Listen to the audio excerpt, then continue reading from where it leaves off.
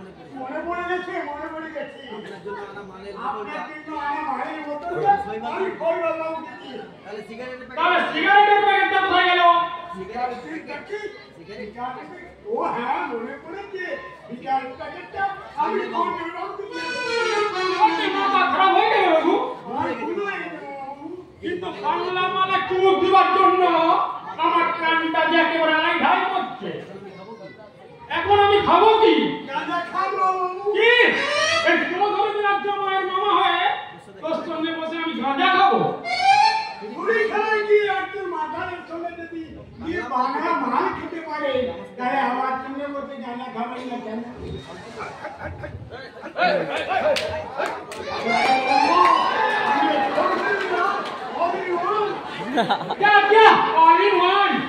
একটা সিন ছিল ওইদিকে আমি তন্ময়কে বলে দেবো কুকুর কুকুর তন্ময়কে তুই কি কথা বলবি আপনি চুরি খেলেন যে মাল খান খবরদার তন্ময়কে তুই ওই সব কথা একদম বলবি না বলছি কিন্তু কেউ দেখে ফেলবে না তো কেউ দেখবে না এই আমি আপনাকে আড়াল করে দাঁড়াবো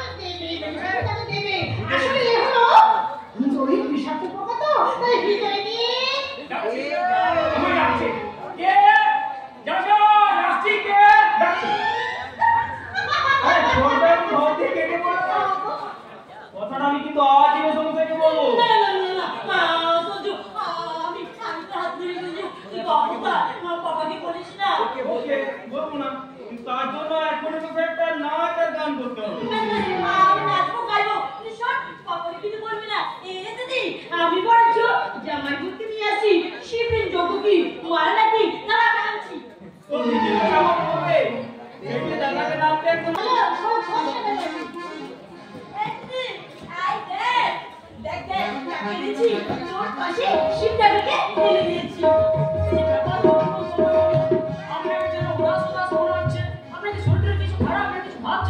ভাবছি কিছু বাবু, কিন্তু কিছুতেই মেলাতে পারছি না। হ্যাঁ, এর জন্য চাই একেবারে বিশাল সুন্দর বাতাস, একবারে আনন্দের বাতাস। আনন্দের বাতাস? হ্যাঁ, আমি একটা নাচ গানের আসর বসেছি। খেয়ালে নাচবে আর বলতে গাইবে। আমার ভীষণ লজ্জা করবে। আরে লজ্জা করবে না সুপার বেবি। হ্যাঁ দিদি, গানা গান কর। কেন বলি গো? কর না গান কর।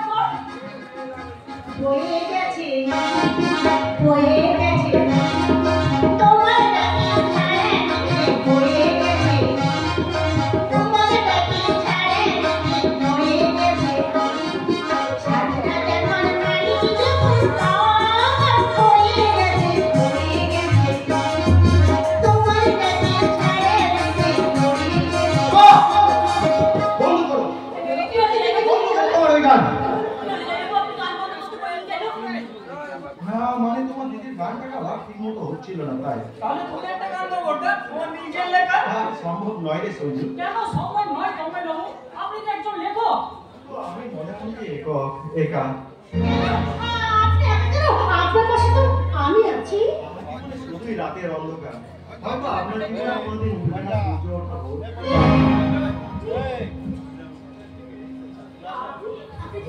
এইদিকে হচ্ছে বাড়িতে চোর এসেছে। চলো চলো আমরা চলে যাই। তুমি ওপরে যাও, আমি এদিক থেকে আসছি। চলো চলো। আপনাকে যেতে হবে না, আমি দেখছি।